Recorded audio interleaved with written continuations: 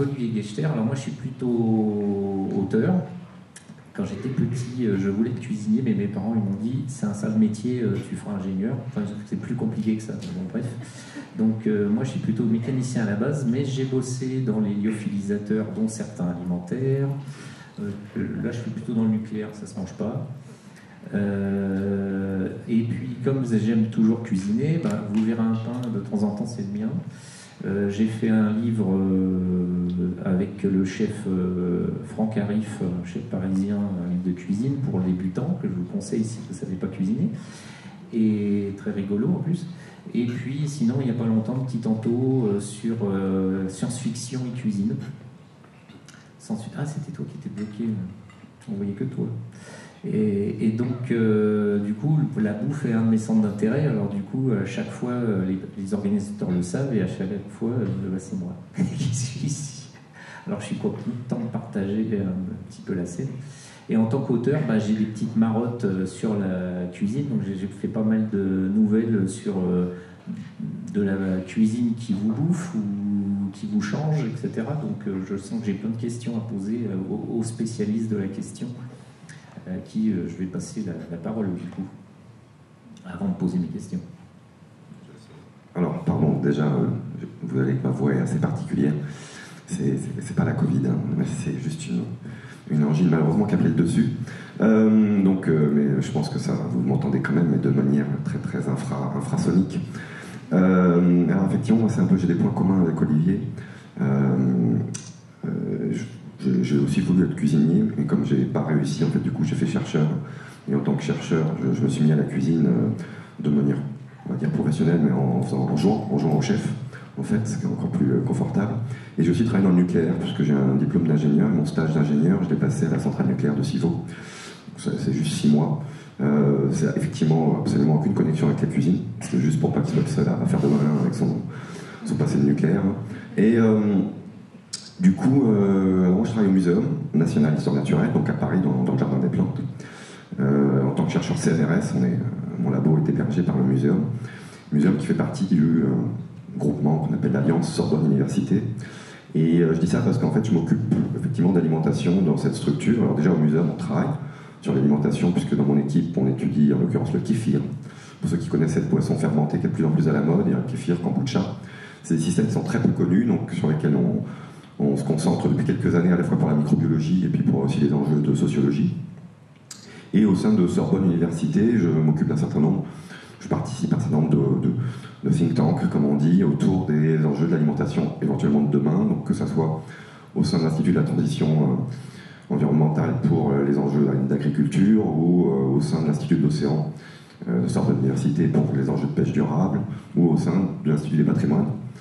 Opus, où on travaille aussi beaucoup avec les anthropologues, les ethnologues sur qu'est-ce que le patrimoine alimentaire et comment le valoriser, comment le protéger, comment est-ce qu'il évolue, comment est-ce qu'il se fixe. Vous avez tous entendu parler de l'UNESCO et du patrimoine immatériel, au sein duquel le repas gastronomique des Français émarge, comme d'autres dossiers.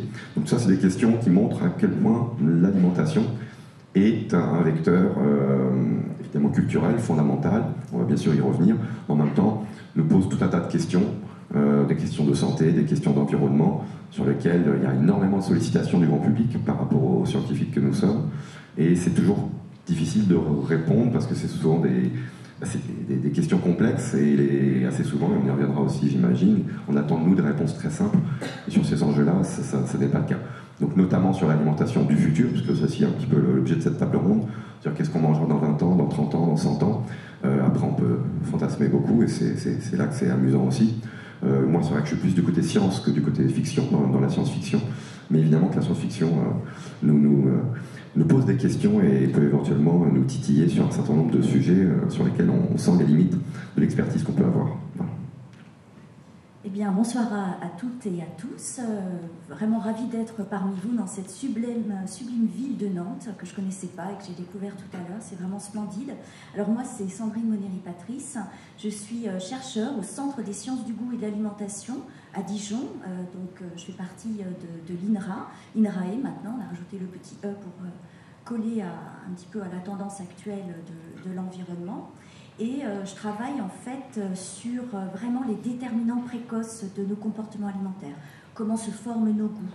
Pourquoi c'est si difficile de faire manger des légumes, par exemple, aux enfants, alors que c'est beaucoup plus facile pour les gâteaux? Qu'est-ce qui se passe? Et surtout, comment, une fois qu'on a identifié quels sont les déterminants en fait, de ces comportements alimentaires, quels sont les leviers du changement? Comment on fait pour, par exemple, la problématique sur laquelle on travaille beaucoup en ce moment, c'est le rééquilibrage entre protéines animales et protéines végétales. Et on essaie de voir quels sont notamment les leviers, mais aussi les réticences qui sont parfois, tu as parlé d'approches assez multifactorielles, complexes, etc. Et c'est exactement ce que l'on retrouve. Et souvent, par exemple, moi, mes travaux revendiquent, travaillent beaucoup, portent beaucoup sur notamment l'hédonisme, le plaisir alimentaire. Parce que finalement, on ne mange pas des nutriments, on mange un gâteau nantais, on mange un plat préparé, on mange quelque chose, on mange de l'amour, quoi, comme dirait Hervitis, un collègue de l'INRA. On transmet, bref, l'alimentation revêt toute cette part extrêmement symbolique, très importante de notre culture, de notre éducation. Et je pense que la tendance actuelle de tout focaliser sur les aspects sanitaires, fonctionnels, pour ta santé, mange 5 fruits et légumes par jour, voilà, pas trop gras, pas trop sucré, pas trop salé. Un jour, mes enfants ont entendu ça à la radio, on partait en vacances, ils m'ont dit, mais on va manger quoi alors? La question, c'est voilà, plutôt essayer de parler voilà, du goût, du plaisir, envers les aliments sains, effectivement, mais sans forcément se focaliser uniquement sur ces aspects sensoriels. Et juste, sanitaire, et juste pour revenir, tu as commencé par dire que toi, tu étais tombée dans la cuisine très tôt, et moi, j'avais vu quand j'étais petite l'aile ou la cuisse, et là, j'avoue que j'avais été absolument fascinée par la dégustation, en l'occurrence de Bourgogne. Je m'en veux de ne pas avoir mis des extraits sur les photos. Alors, pourquoi j'ai pas fait ça? Parce que le coup du poulet, j'ai montré l'aile ou la cuisse à mes gosses le mois dernier, ils sont restés là. Ils disaient, mais en fait, c'est comme maintenant. Bon, alors rassure-nous, c'est pas comme maintenant. Alors, comme maintenant, pas exactement. En fait, justement, je vais juste. J'ai ramené mon bouquin, c'est pas pour lire mon bouquin, c'est pour. Dedans, il y a une citation que je connais pas par cœur et que j'aime beaucoup, c'est Marcelin Berthelot. Et ça va permettre d'introduire le sujet sur qu'est-ce qu'une prospective alimentaire. Marcelin Berthelot, c'était un grand chimiste, et là, c'est le discours qu'il a tenu au banquet de la Chambre syndicale des produits chimiques en 1894. L'exercice de style, c'était à l'époque, donc un siècle et 26 ans, de se projeter en l'an 2000. Donc voilà ce qu'il dit.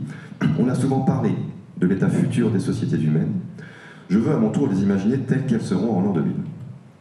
Nous trouverons la solution économique. Le plus grand problème peut-être qui relève de la chimie, celui de la fabrication des produits alimentaires.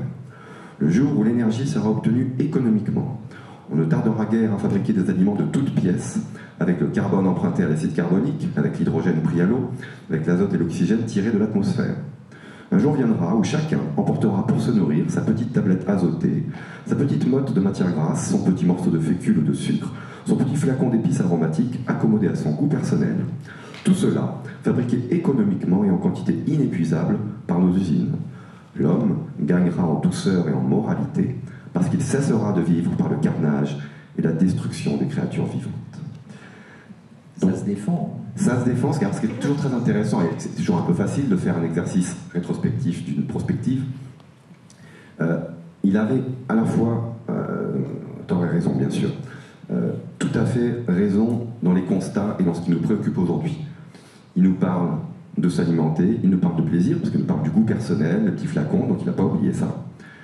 Il nous parle du carnage des animaux, qui est sans doute le sujet aujourd'hui qui cristallise toutes les disputes à table. Est-ce qu'on a le droit de encore manger de la viande et pour telle ou telle raison? Donc il avait très très bien anticipé, plus d'un siècle avant, ce qui allait nous préoccuper aujourd'hui. Là où, manifestement, il n'est pas du tout dans le bon, ou alors il a peut-être encore 50 ans d'avance, c'est qu'on n'est pas du tout sur un système de tablettes azotées. Alors techniquement, on pourrait effectivement, et là on est plus dans la prospective soleil vert qui, soit dit en passant, ça se projetait en 2022, c'est-à-dire là, c'est aujourd'hui. Donc on n'en est pas du tout là. Comment? Tout le monde a remarqué que c'est l'an prochain et voilà. On attend avec impatience. Exactement. Et on attend avec impatience ces tablettes, non pas azotées, mais ces gels protéinés. Or, le fait est que personne ne consomme ça, on a les moyens techniques de le faire, ça n'existe pas, c'est pas avec ça qu'on s'alimente. Même Thomas Pesquet, dans sa station orbitale, il a des vrais aliments. Il se vante d'ailleurs de pouvoir ouvrir son cassoulet, de pouvoir ouvrir son macaron à la framboise. C'est pas du tout des tablettes azotées ou des gels nutritifs. Un petit peu pour faire un complément alimentaire. Donc on voit bien que toute prospective sur l'alimentation du futur est forcément biaisée si on oublie le facteur fondamental qui est le facteur culturel. Tu as parlé du plaisir, bien sûr. On pourrait imaginer qu'on va faire des gels protéinés qui sont bons au goût, pourquoi pas. Mais en même temps, comme disait Claude Lévi-Strauss, ce qui doit être bon à manger doit être bon à penser. Et si l'aliment, même s'il est bon pour l'environnement, entre guillemets, parce qu'il n'a pas trop d'empreinte carbone, si on me convainc qu'il est bon nutritionnellement, si ça ne me parle pas, ce truc-là, je ne le boufferai pas. Et quand on réfléchit à nos manières de faire évoluer notre alimentation, si on oublie ce facteur, on réfléchit dans le vide.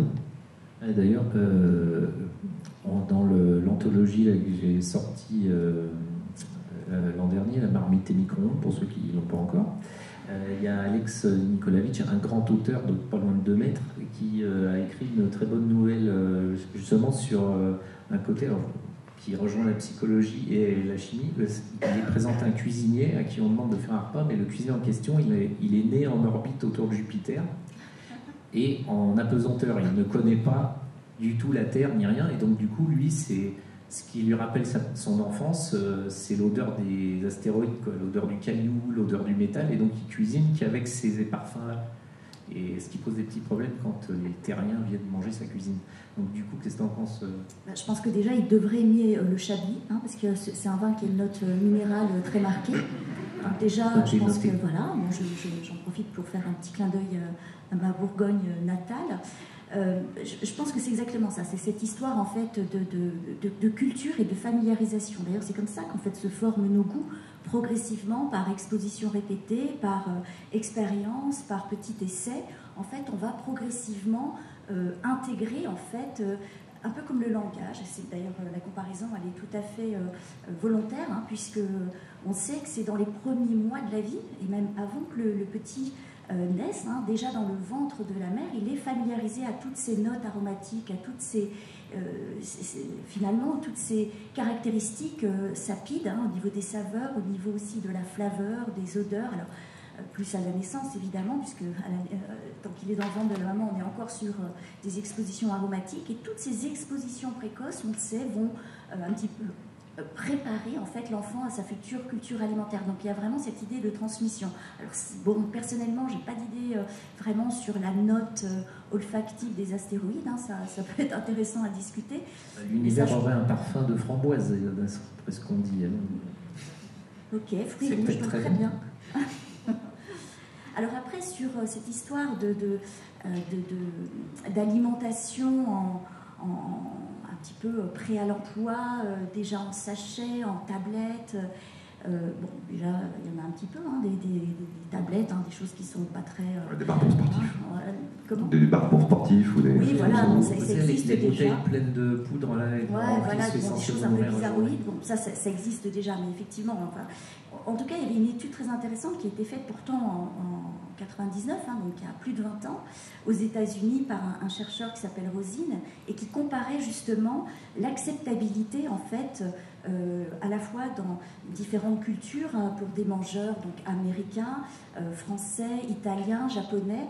On leur proposait soit d'avoir un repas classique, des repas classiques pour avoir la quantité de nutriments dont ils ont besoin par jour, soit de signer pour avoir des petites gélules qui remplaceraient complètement ces repas et qui finalement les libéreraient de toute cette contrainte de préparation des repas, de consommation, de digestion, etc.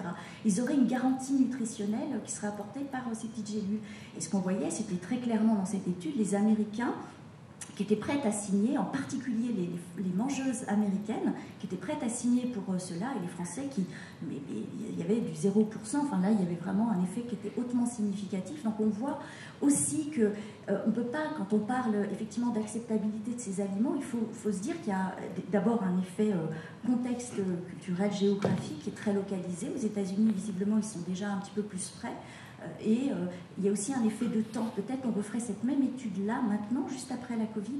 Peut-être qu'on aurait quelque chose qui serait peut-être pas aussi tranché entre les pays. Je croise des doigts en espérant que non, parce que j'ai quand même eu des remarques de collègues étrangers qui, après avoir passé quelques temps avec des Français, finissent toujours par dire « Mais je comprends pas, en France, quand vous mangez, vous ne parlez que de bouffe. » Et on s'est tous regardés, on dit « Ah oui, c'est vrai. » Et puis on a continué.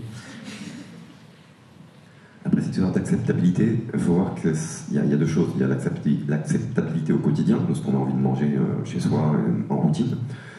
Et il y a plus le phénomène aussi provocation, qui fonctionne très bien en restaurant, ce qui a fait le succès de la cuisine dite moléculaire.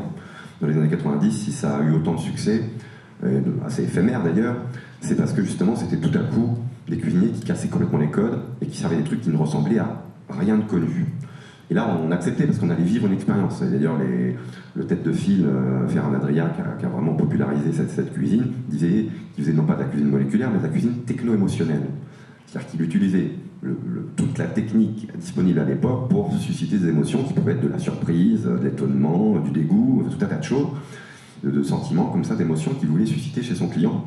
Éventuellement, une sérieuse envie de vomir, parce qu'il y avait tout l'étage de l'hôpital Rosas, c'est là qu'il y avait son restaurant, et il y a un hôpital juste à côté dont le premier étage avait été rebaptisé l'étage El Bouli, qui était le nom du restaurant, parce que tous les soirs il y avait des clients qui venaient passer la nuit à l'hôpital en sortant du restaurant. Ça montrait à quel point l'expérience était un peu extrême. Ça a servi d'ailleurs à ses détracteurs de dire, vous voyez, il fait ce qu'il utilise, c'est des produits chimiques. Attention, les chimiques, tout de suite, dès qu'on parle de produits chimiques, ça fait peur à tout le monde. Donc alors en l'occurrence, pas du tout. Enfin déjà, il faudrait discuter de ce qu'on appelle un produit chimique. Mais si on considère que c'est un produit de synthèse, c'était pas le cas. Ferran Adrià, il cuisinait des ingrédients. Mais il faisait, au lieu de servir un œuf, il faisait une mousse avec un jaune d'œuf cuit à 65 degrés dans une étuve. Et puis au lieu de servir des asperges, il faisait une gélification d'asperges avec le gélifié à l'extérieur, puis liquide à l'intérieur avec de l'alginate et tout un tas d'additifs qui sont des poudres d'algues, et puis des cuissons basse température, tout un tas de choses. Et le fait est qu'on bouffait 30 plats, et en bouffant 30 plats, statistiquement, sur les 30, et puis vu le nombre de clients, il y a de bonnes chances qu'il y en ait effectivement qui partent à l'hôpital derrière. Mais encore une fois, un effet du hasard, de l'acceptabilité, mais cette fois-ci plus l'acceptabilité en termes physiologiques, quoi. Mais via ce type d'expérience, voilà, on accepte effectivement, on se dit c'est rigolo, on va manger une espèce d'écume, un truc ça ressemble à de la bave d'escargot, mais c'est un goût de framboise, le truc c'est gélifié, c'est un goût de jambon, mais en fait c'est pas du jambon, bon, on rigole, c'est une soirée, on est content. C'est sûr qu'au quotidien, on voudrait pas ça, c'est pour ça que la cuisine moléculaire, plein de gens qui viennent me voir, on dit mais c'est quoi en fait? Bah oui, parce qu'au quotidien, personne n'en mange, quoi. Donc il faut aller dans des restaurants un peu barrés pour tester ce genre de choses. Mais il n'y a pas un petit peu de cuisine moléculaire qui est rentrée quand même dans notre cuisine normale depuis, quand même? Alors ça dépend là où on met la frontière. Il y a des outils qui sont rentrés, par exemple la cuisine moléculaire a lancé, a démocratisé, par exemple les cuissons sous vide. Donc aujourd'hui, il y a beaucoup de chefs qui cuisinent sous vide, même sans être étiquetés moléculaires, surtout pas d'ailleurs. Le siphon aussi, qui est la bouteille protoxyde d'azote, enfin la bouteille qu'on remplit sous pression de protoxyde d'azote, qui permet de faire des mousses, où là il y a de plus en plus de cuisiniers qui s'en servent juste pour faire des mousses. Le cuisinier d'ailleurs est camé, parce que c'est le gros fléau. Aujourd'hui on en retrouve un peu partout dans la rue, des petites cartouches comme ça, de protoxyde d'azote, parce que c'est un vrai trafic, puisque c'est le gaz hilarant, c'est ce qu'on vous donne à l'hôpital pour vous détendre un peu avant de vous opérer. Et c'est ce qu'on met aussi dans les mousses au chocolat, au siphon, c'est pour ça que vous les trouvez particulièrement agréables. Et sauf que c'est un vrai fléau, parce que dans les cuisines, il y a des vols de cartouches, et puis parce que les jeunes, ils sniffent ça, et on peut terminer à l'hôpital si on sniffe ça un peu trop fort, ou si on mange trop de mousse au chocolat qui a été faite au siphon, mais là, normalement, il y a le foie qui morfle avant. Alors là, franchement, je ne mangerai plus la mousse au chocolat de la même façon. Je vais sniffer de la mousse au chocolat pour voir. D'ailleurs, je dis une connerie, mais réfléchissons bien. Est-ce qu'on a déjà aussi pensé... parce que je me rappelle de romans de science-fiction un petit peu datés maintenant, mais où on reniflait la nourriture et d'un seul coup on n'a plus faim. Ça a été recherché, ça ou... Ça existe, ouais. C'est ce qu'on appelle le WAF. Ah ouais. Ça a existé pendant très peu de temps, parce que le principe c'est que c'est une espèce de poudre, un tube, et les clients ils faisaient d'un seul coup comme ça, et 9 fois sur 10 c'est... Voilà, on est juste derrière. Et donc il y a 1 sur 10 qui appréciait du coup, parce qu'il y avait ça a goût de framboise, et les autres il fallait boire 1 litre d'eau derrière, parce que c'est... Donc le truc n'était pas au point. Mais il y avait l'idée. Il y avait l'idée d'avoir une espèce de sniff comme ça, et bon, qui était une idée, bon, comme toutes les idées, elles ne sont pas forcément, sur le long terme, ça ne tire pas forcément la route, quoi.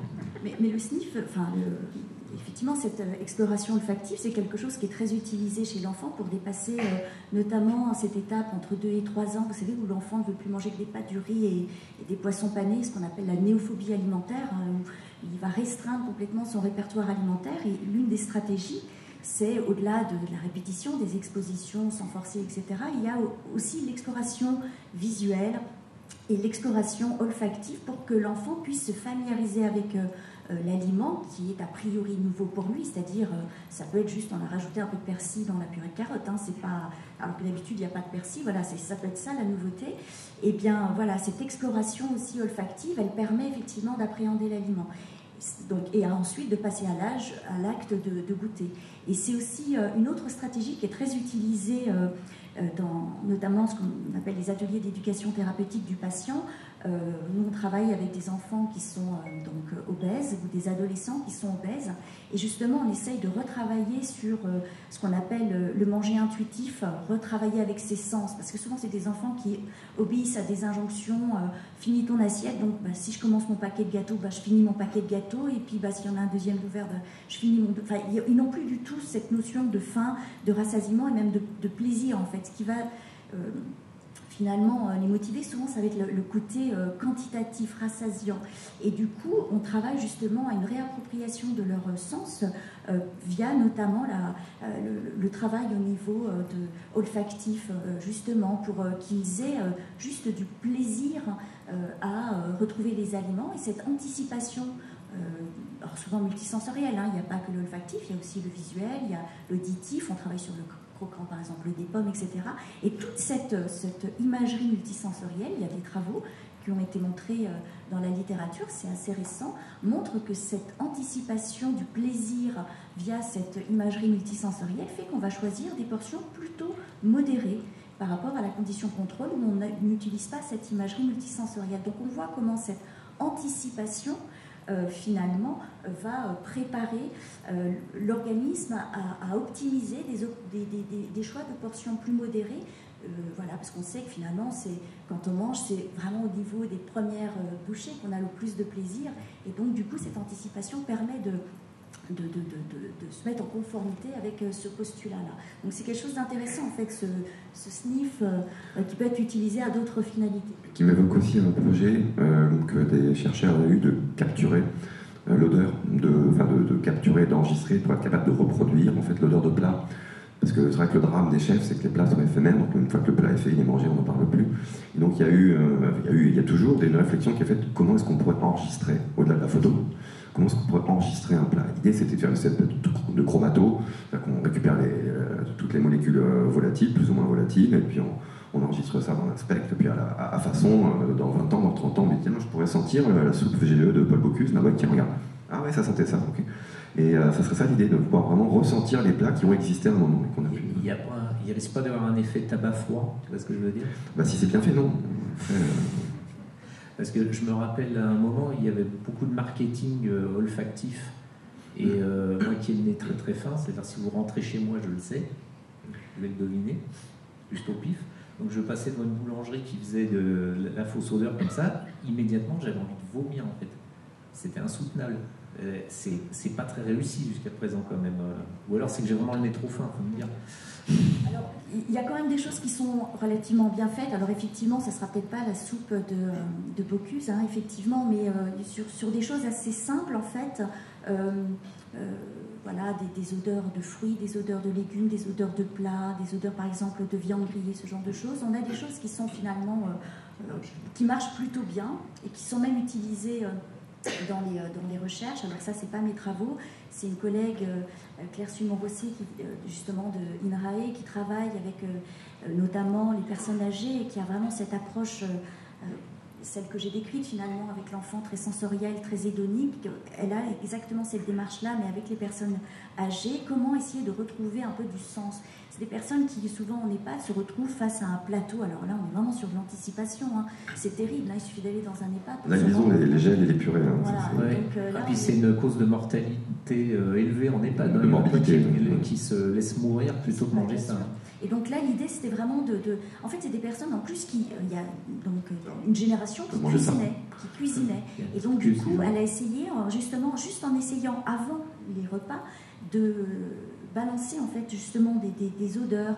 Alors, des odeurs adaptées évidemment au plat, donc c'était des odeurs, par exemple le plat c'était un plat à base de viande de bœuf et c'était des odeurs de bourguignon qui étaient relativement bien faites. Et effectivement, il montre que même chez les personnes qui pourtant sont décrites comme Alzheimer, donc qui ont perdu l'odorat, et même chez ces personnes, il y a une plus-value à essayer d'amorcer et de stimuler en fait l'olfaction. Donc il y a vraiment quelque chose qui est assez inconscient finalement, puisque les personnes ne se rendent même pas compte. Parfois même elles sont définies comme étant anosmiques, ayant perdu l'odorat, et pour autant ça accroît un petit peu la quantité qu'elles vont consommer ensuite.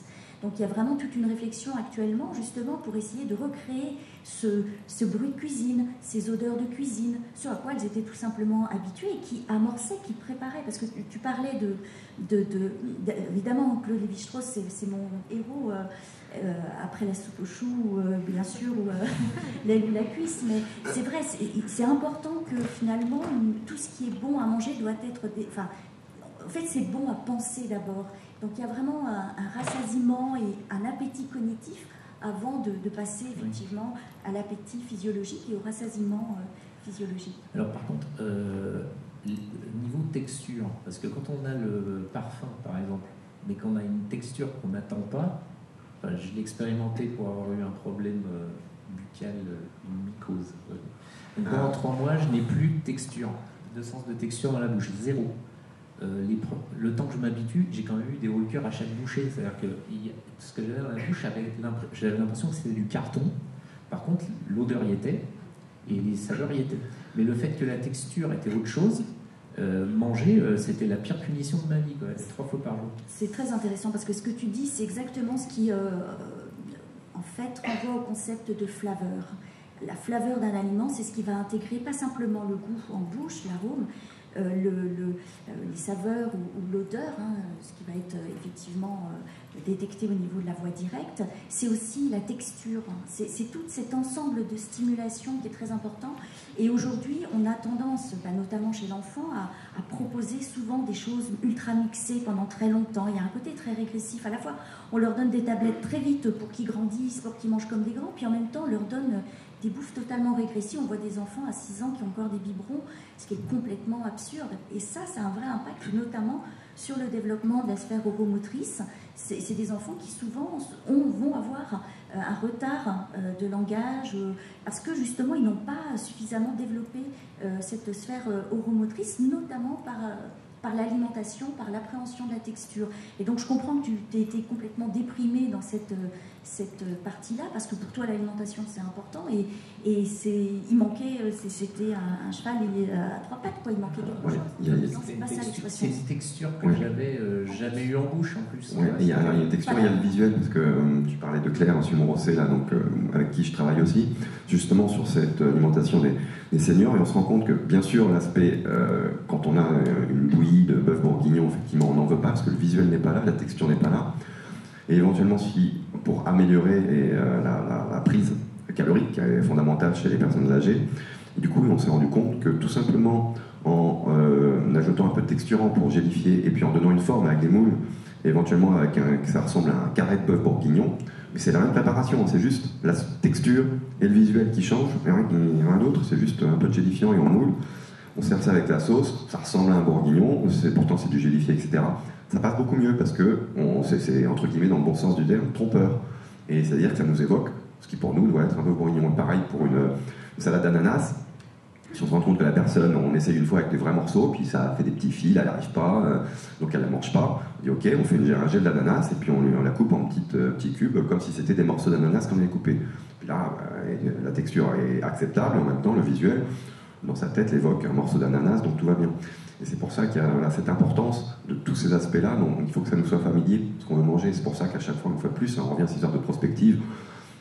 Bien entendu, en fait, en science-fiction, on va chercher la rupture. C'est le principe. C'est-à-dire que si on fait un film en 2050 et qu'on voit que les gars ils bouffent comme nous aujourd'hui, il y a un truc, on va dire le scénar il est pourri, quoi. Non, il faut qu'il y ait une rupture, il faut que tu fasses un truc complètement qu'on n'a pas vu, qui nous fasse soit fantasmer, soit au contraire cauchemarder, voilà. Sauf que sur l'alimentation, la table ronde d'avant, c'était sur Darwin et l'évolution, et on a quand même 1 ou 2 millions d'évolutions derrière nous. On cuisine depuis un peu plus de 500 000 ans si on commence à partir de la cuisson. Pour la fermentation, on ne sait pas trop quand ça a commencé. Donc, c'est clairement, la rupture, elle n'est pas faite pour nous. La rupture, on la subira s'il n'y a pas de choix, mais si on a le choix, on n'ira certainement pas vers un système de rupture. Alors, pour faire la prospective, du coup, il faut peut-être aller dans des trucs qui ne sont pas faits pour nous. Et il y a peut-être des textures qui ne sont pas faites pour nous. Je vois que mon chat, il y a des textures qui ne sont pas faites pour lui, clairement. Nous, on doit bien en avoir aussi. Je sais pas, par exemple, j'ai jamais vu de nourriture ayant une texture poilue et gluante. Par exemple. Gluante beaucoup, si, mais poilue, non, effectivement. En même temps. Les deux en même temps. Personne n'a essayé. Là, il y a un secteur de recherche, je te l'offre. Je suis d'accord que l'alimentation poilue, c'est un peu de... Pour l'instant, ouais, c'est vrai. Challenge, effectivement. Mais est-ce qu'on a des trucs comme ça, justement, où c'est pour que ce soit révulsant pour nous? Oui, mais ça, c'est très culturel. Effectivement, le gluant, c'est très asiatique. Ils adorent le gluant. Et il y a plein de préparations qui sont très gluantes. Tout ce qu'on fait à base de natto, choses comme ça, c'est visqueux, c'est gluant, ça colle dans tous les sens.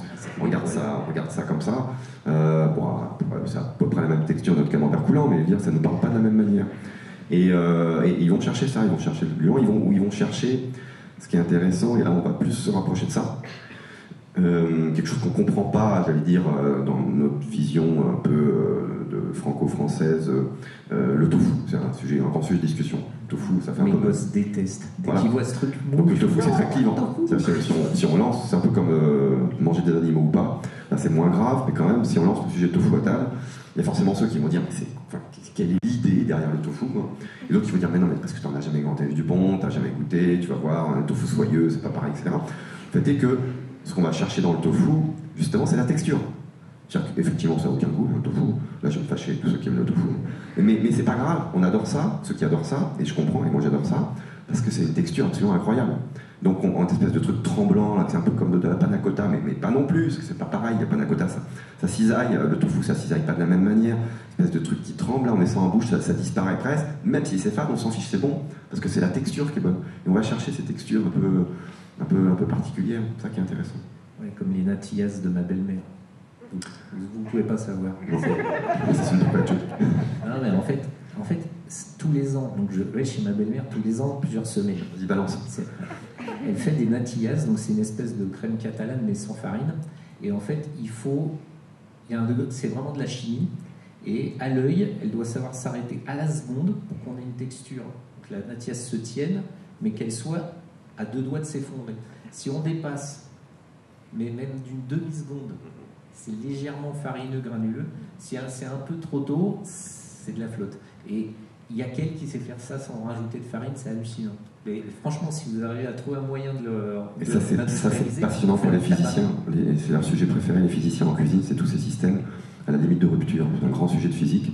Et on va toujours, et en cuisine, les chefs, inconsciemment, vont chercher, c'est exactement ce que tu viens de décrire, c'est-à-dire qu'il y a toujours un moment où il y a une espèce d'optimum qui est, d'un côté, effectivement, c'est raté, l'autre côté, c'est trop facile, donc ça n'intéresse pas les chefs, et au milieu, c'est vraiment cette frontière assez mince qu'on va chercher entre le truc que tout le monde ne sait pas faire à la maison, moi je sais le faire, en même temps, je sens que j'ai pris un risque, et c'est ça qu'on va chercher sur les cuissons, c'est ça aussi. Quand on parle aujourd'hui d'une recette comme l'œuf parfait, alors, ça c'est un truc qui est apparu dans les bistrots il y a 20 ans, qu'on trouve parfois dans les cartes, vous voyez, la liste œuf parfait.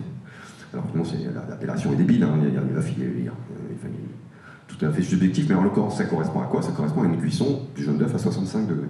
Pourquoi? Parce qu'à 64, il coule encore un petit peu.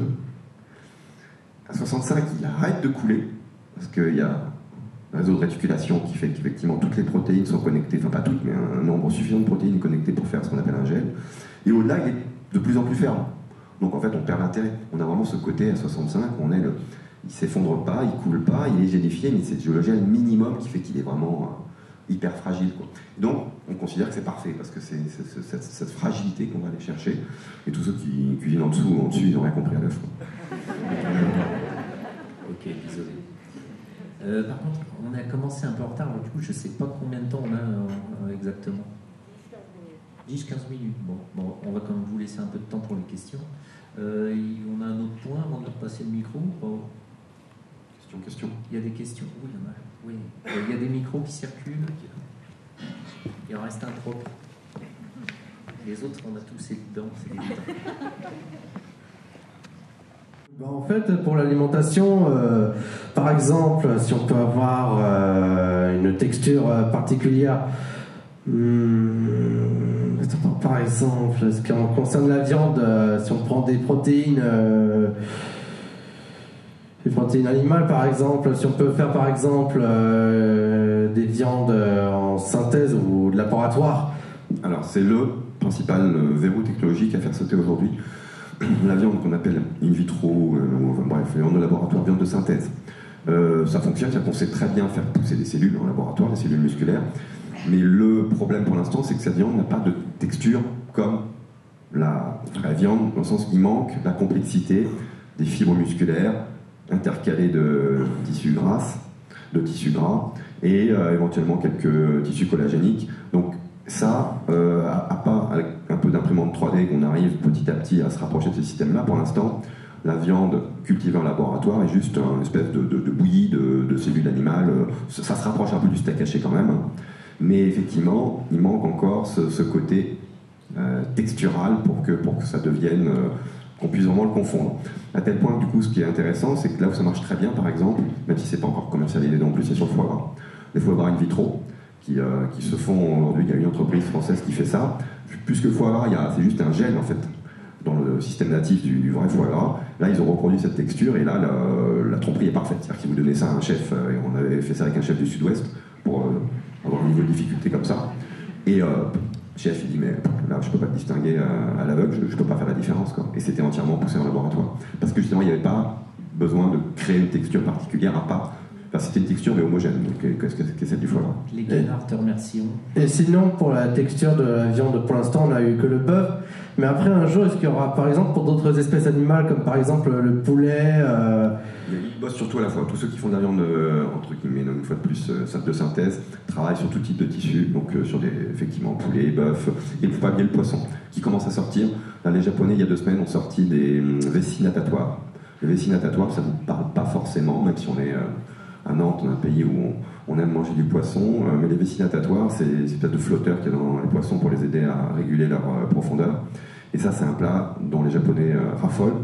Et donc, sauf que c'est pas une pêche très durable, hein, tu tues un poisson juste pour récupérer sa vessie natatoire. Et donc, ils ont réussi à faire en laboratoire des vessies natatoires de synthèse qui maintenant sont commercialisées et permettent de baisser la pression sur la pêche. Donc, manifestement, la texture doit être correcte. Et j'ai pas encore goûté. Moi, je voulais poser une question. Il y avait produits transformés dans le titre de la conférence et j'en avais entendu parler pas mal. Donc, il y a beaucoup de critiques sur le thème de réduire le nombre d'ingrédients dans les... Et j'avais l'impression, du coup, qu'il y avait cette idée que moins il y a d'ingrédients, plus c'est bon pour la santé. L'ultra transformé, c'est encore plus maléfique. Et du coup, je me demandais s'il y avait une base scientifique à toute cette idée de la transformation, c'est le mal. Voilà ce que vous en pensez. Alors effectivement, il y a un score, vous connaissez, il y a le Nutri-Score en fait, hein, qui est sorti sur la qualité nutritionnelle des aliments, mais un aliment ultra transformé, s'il a de bonnes caractéristiques nutritionnelles, effectivement, pouvait avoir un score A. Donc, ce qui était critiqué finalement dans cette idée, c'était que finalement, on n'avait pas cette idée d'ultra transformation, et donc là, il y a un score qui est en train d'être discuté pour l'instant, qui s'appelle le score NOVA, alors, qui est un peu utilisé dans certains pays. Bon, voilà, donc là, c'est quelque chose qui est discuté. Après, sur les caractéristiques, comment dirais-je, les retombées environnementales, en fait, de ces aliments, c'est là où, en fait, il y a beaucoup de débats. Mais la dernière conférence à laquelle j'ai assisté de Nicole Darmon, qui avait présenté comme ça des résultats assez intéressants sur différentes études, montrait que finalement, l'ultra-transformation n'était pas forcément associée à un impact carbone forcément très élevé. En fait, le plus impactant reste la consommation de viande, et en particulier la consommation de viande de bœuf.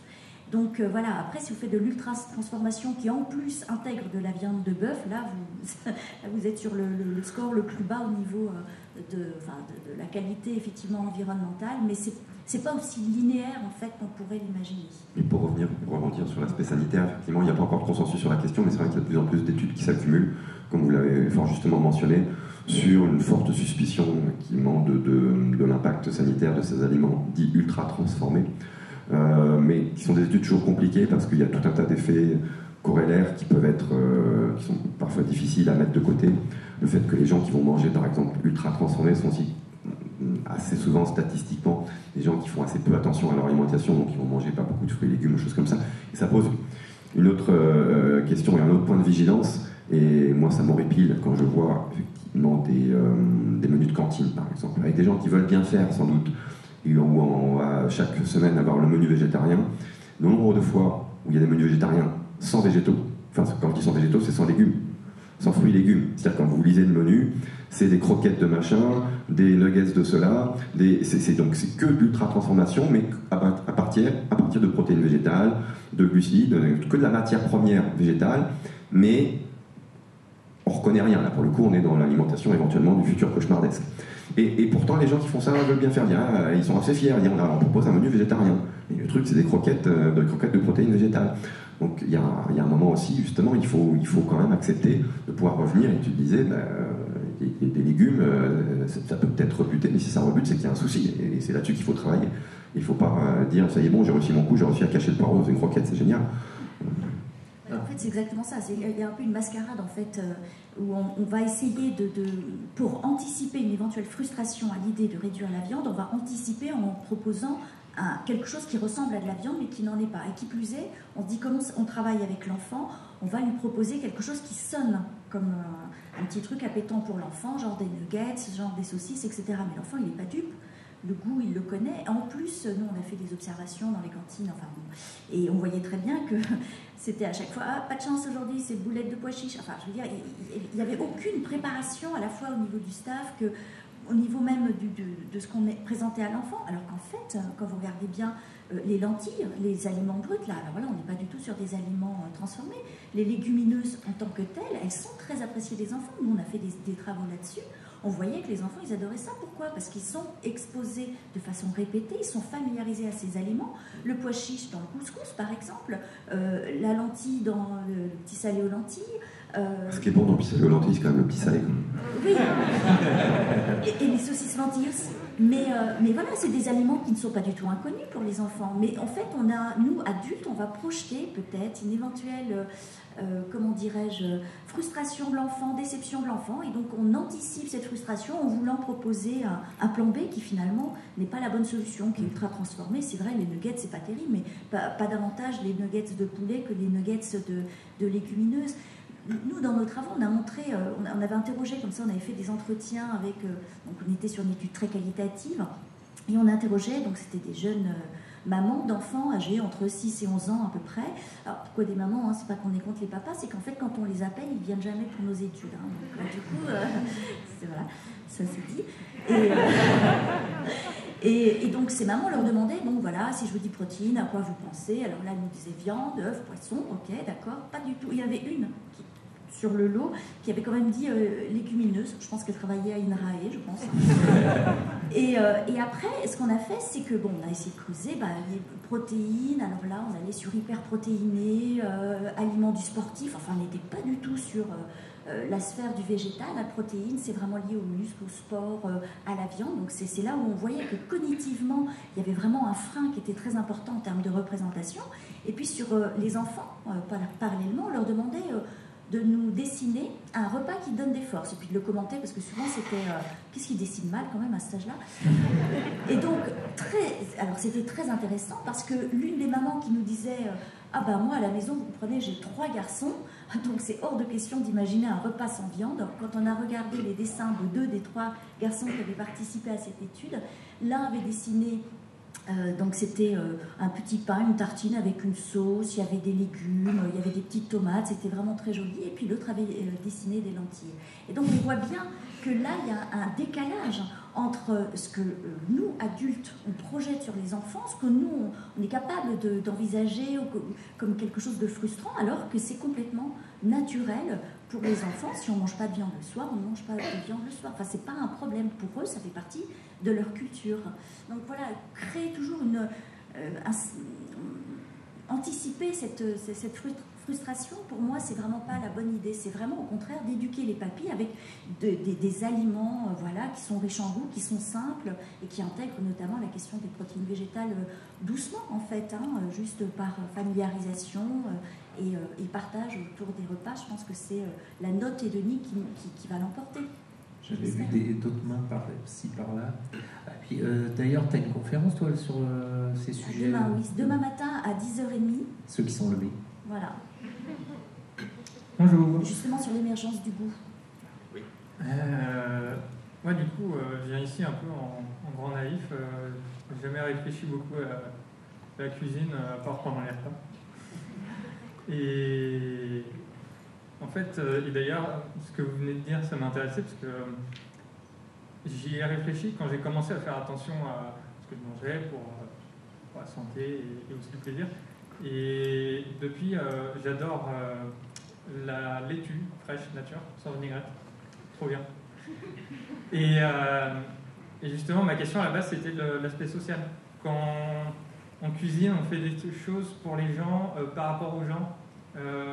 Typiquement, ces produits nature, c'est surtout depuis que je suis étudiant, la fameuse cuisine étudiante, où j'ai commencé à manger un peu n'importe comment, mais en essayant de manger ça. Et pour pas me faire chier, j'ai commencé à manger des produits nature, comme ça. Et du coup, bon, c'est juste un exemple pour poser la question. On ne peut pas préparer le social, et pourtant, j'ai l'impression qu'on rate, on l'a évoqué, mais est-ce qu'on ne rate pas quelque chose dans la façon dont on consomme? Il y a les restaurants, par exemple, c'est de préparer socialement un lieu où on va pour... Vous voulez dire que c'est déjà cuisiner, c'est déjà transformé et qu'on rate le produit Oui, j'ai l'impression que justement, j'ai envie de dire... comment vous entendez la préparation, étant donné socialement en fait? Je peux dire un truc en tant que juste mangeur et cuisineur du dimanche. C'est pour moi, alors j'adore manger les carottes crues, les endives, j'ai pas besoin de sauce. Je me réserve toujours le cœur de laitue pour le manger en cachette avant de le mettre dans la salade. Si on pouvait manger des lentilles crues, je le ferais. Il faut surtout pas. Non. Et en fait, il faudrait avoir des très très grosses molaires. Et j'ai pas. Voilà. Donc j'adore les produits comme ça, et moi aussi. Hein. Mais je pense quand même que l'aspect cuisine, on cherche à magnifier le produit quelque part. C'est pour ça que je disais qu'il faut surtout pas. La cuisine, c'est de la transformation, effectivement. Après, on peut jouer sur les mots. Est-ce que c'est de l'ultra ou est-ce que c'est une pizza? Une pizza, c'est de la farine, même si on fait à la maison. Hein. La farine, on va faire lever. La tomate, on va réduire, on va faire une sauce, on va faire cuire pendant des heures la tomate, etc. Donc tout ça est transformé dans les mains du cuisinier. C'est tout sauf les aliments bruts.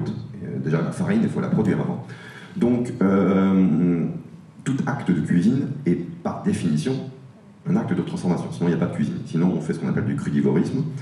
Et ça, c'est un peu tendance dans certaines sectes, hein, New Age, un peu retour à la nature, alimentation vivante, qui est une connerie absolue de gens qui n'ont rien compris à la biologie. Parce que, justement, cette nourriture vivante, comme ça, captée à même la nature, c'est ce qu'on a fait il y a 500 000 ans, avant qu'on découvre ces merveilleuses transformations de la matière que sont la fermentation et la cuisson, qui nous ont permis d'augmenter drastiquement le pouvoir nutritionnel de nos aliments, de détoxifier tout un tas d'aliments. On parlait des lentilles ou des haricots blancs, c'est pareil. La plupart des légumineuses, évidemment, sont totalement non consommables et même toxiques si on les mange crues. Au-delà du fait que ça fait mal aux dents, c'est surtout que ça nous amène à l'hosto direct, notamment à cause des lectines qui vont faire l'hémolyse et toutes les globules rouges. Donc on file vraiment à l'hosto direct si on s'amuse à croquer des haricots rouges parce qu'on trouve ça marrant. Ça croque, ça fait un chili con carne sans cuisson, mais sauf que c'est du suicide en l'occurrence, c'est pas de la cuisine. Et donc évidemment l'acte de cuisinier est fondamental pour améliorer. Alors, je ne vais pas dire améliorer la nature, ça n'a pas de sens, mais pour améliorer ce que nous offre la nature, qu'on a éventuellement cultivé, et on améliore bien sûr le goût, ça c'est très culturel, mais aussi les valeurs nutritionnelles de notre environnement. Donc cuisiner est un acte fondamental du vivant. Et faut savoir, par exemple, le chou, l'état sauvage, enfin, c'est toxique. Il a fallu le domestiquer, il a fallu le faire fermenter, il a fallu cuisiner, le faire blanchir, sinon on se tord de douleur. Et du coup, c'est ce qui permet aussi de couvrir l'ensemble de nos besoins nutritionnels, puisqu'on a des besoins extrêmement variés. On ne peut pas se nourrir que de laitue, hein. Enfin on pourrait, hein, mais on est compliqué, il faut quand même le reconnaître. Pas des tortues, comme dit Florence Foresti. Et donc du coup, voilà, on a besoin d'une grande variété nutritionnelle au niveau de nos apports, et donc la cuisine, c'est ce qui nous permet aussi, et regardez les plats vraiment de base, en fait, culturels, souvent associent une céréale dans toutes les cultures, finalement, une céréale avec une protéine végétale. Et c'est vrai que c'est quelque chose qui marche bien. C'était la rougaille, voilà, par exemple à La Réunion, c'est bien sûr la pomme de terre ou le pain qui était associé aussi à la soupe. Le riz et le maïs. Le maïs en Amérique du Sud, etc. Enfin, voilà. Et toute cette, finalement, cette mise à disposition, enfin, c'est ce prélèvement finalement de ce que la nature nous met à disposition, en tout cas cette transformation et cette appropriation, c'est quelque chose qui effectivement a permis de trouver in fine un équilibre et puis de participer à la survie de l'espèce. Il peut y avoir des idées contre-intuitives, par exemple on dit souvent à la cuisson, on s'en rend embêtant parce que ça tue une partie des vitamines. Et quand on prend la tomate, par exemple, la tomate, il y a du lycopène dedans, c'est un antioxydant, tout ça, c'est génial. Alors, attention, si on la cuit, oui, sauf que si on la cuit, effectivement, il y a un peu de lycopène qui n'a pas vu chimique et dégradé. Mais par contre, le changement de texture de la tomate cuite fait qu'il est beaucoup plus biodisponible. Donc en fait, on assimile mieux le lycopène de la tomate cuite. Donc on a gagné, en l'occurrence, en antioxydants, avec un phénomène de cuisson. Donc c'est pour ça qu'il y a plein comme ça d'un peu de fausses bonnes idées, où on est toujours un peu cette espèce de fantasme du plus, on est proche de la nature, meilleur c'est. Non, la tomate, elle va être meilleure cuite. Bon, on nous fait signe que c'est fini. Si vous avez d'autres questions, il y en a qui seront disponibles soit en dédicace demain, toi. Dédicace demain, ouais, 10h, je sais pas, 10h30 et 15h, je crois. Faut que je regarde. Moi, je suis en dédicace. Ouais, quoi. 2 fois demain, si vous voulez une recette de lentilles pour vos gosses, j'en ai. Merci et bon appétit. Merci. Allez.